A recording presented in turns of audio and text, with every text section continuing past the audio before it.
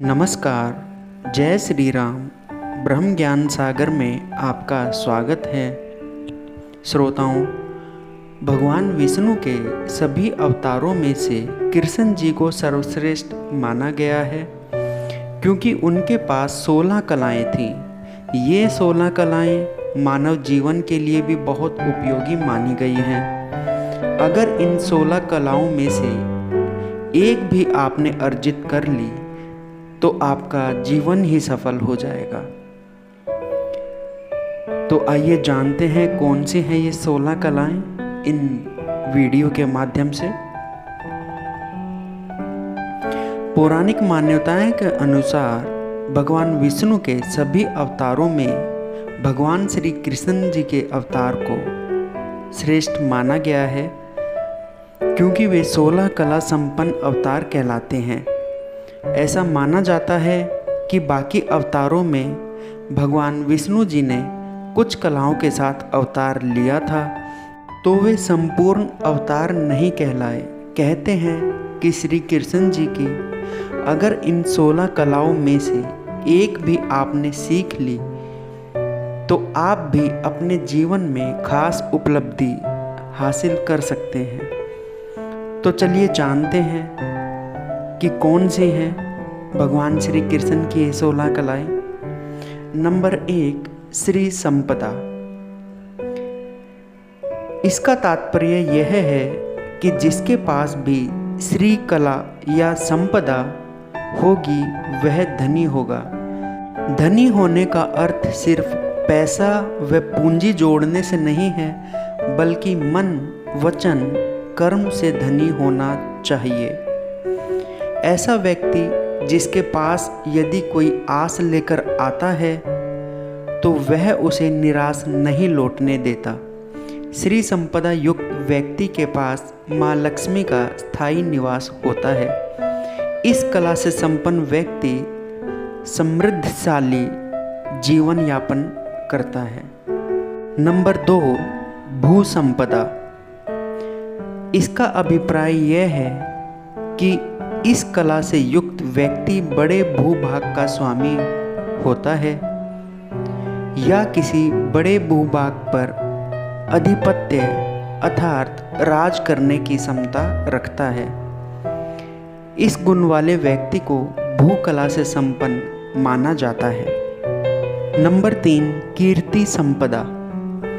कीर्ति संपदा अर्थात ख्याति, जो विश्व प्रसिद्ध हो, लोगों के बीच काफ़ी लोकप्रिय हो, विश्वसनीय माना जाता हो, व जन कल्याण कार्यों में पहल करने में हमेशा आगे रहता हो, ऐसा व्यक्ति कीर्ति कला या संपदा युक्त माना जाता है। नंबर 4, वाणी सम्मोहन। कुछ लोगों की आवाज़ में एक अलग तरह का सम्मोहन होता है। लोग ना चाहकर भी उनके बोलने के अंदाज की प्रशंसा करते हैं। ऐसे लोग वाणी कला युक्त होते हैं। इन पर माल सरस्वती की विशेष कृपा होती है। इन्हें सुनकर क्रोधी भी एकदम शांत हो जाता है। इन्हें सुनकर मन में भक्ति व प्रेम की भावना जाग जाती है। ऐसे व्यक्ति को वाणी सम्मोहन कला से परिपूर्ण माना जाता है। 5वीं कला है लीला। इस कला से युक्त व्यक्ति चमत्कारी होता है। उसके दर्शनों में एक अलग आनंद मिलता है। श्री हरि की कृपा से कुछ खास शक्ति इन्हें मिलती है और इनके व्यक्तित्व में अलग प्रकार की चमक होती है।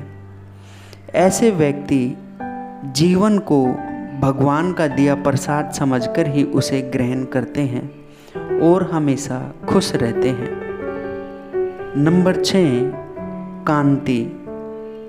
कांति वह कला है जिससे चेहरे पर एक अलग नूर पैदा होता है, जिसे देखने मात्र से आप शुद्ध बुद्ध खोकर उसके हो जाते हैं, यानी उनके रूप सौंदर्य से आप प्रभावित होते हैं, चाहकर भी आपका मन उनकी आभा से हटने का नाम नहीं लेता और आप उन्हें निहारे जाते हैं।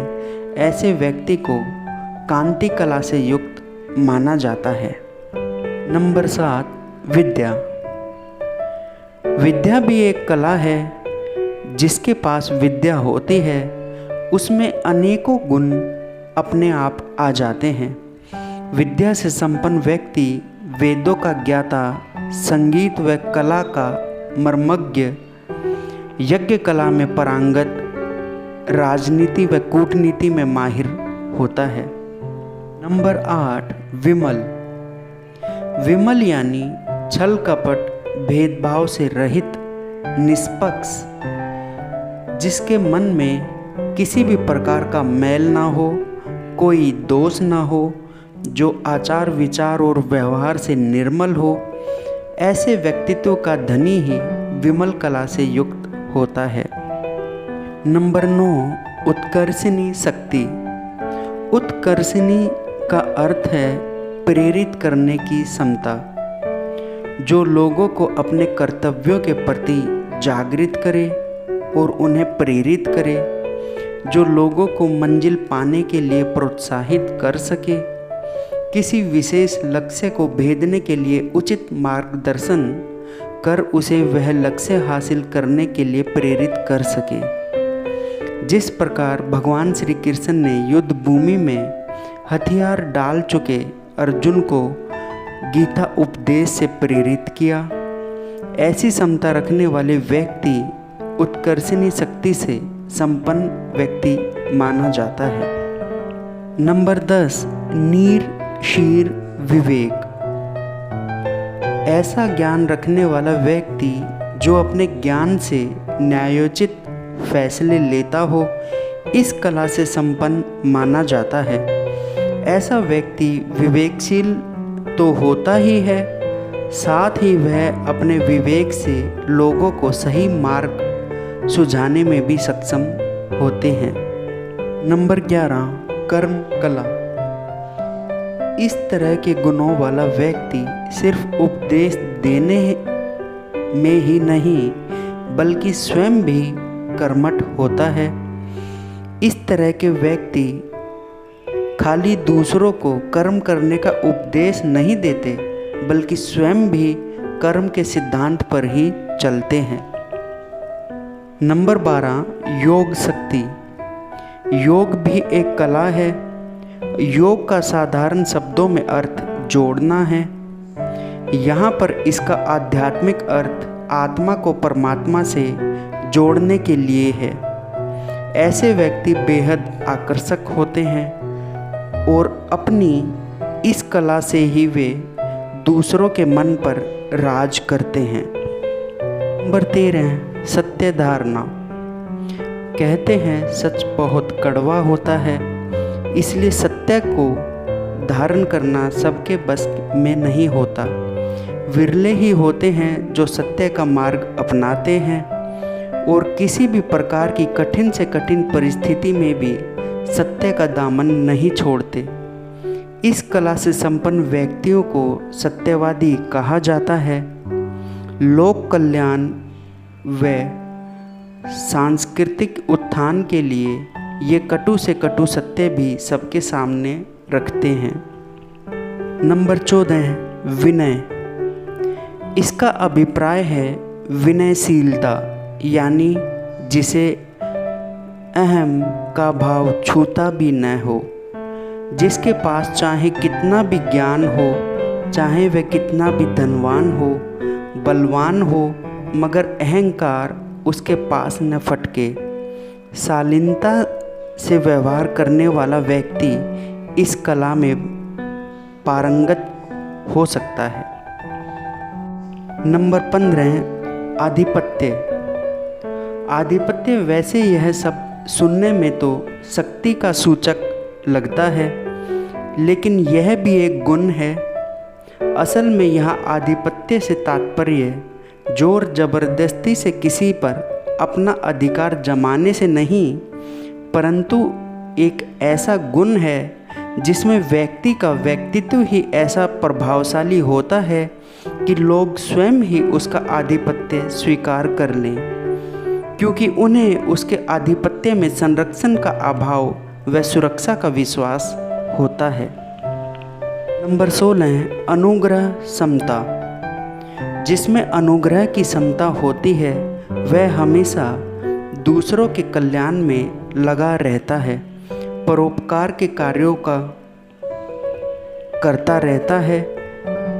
उनके पास जो भी सहायता के लिए पहुंचता है वह अपनी सामर्थ्य के अनुसार उस व्यक्ति की सहायता भी करते हैं। श्रोताओं, भगवान श्री कृष्ण इन सभी 16 कलाओं में पारंगत थे। श्रोताओं, वीडियो अगर आपको अच्छी लगी हो तो इसे अधिक से अधिक लाइक करें और चैनल को सब्सक्राइब करें। धन्यवाद।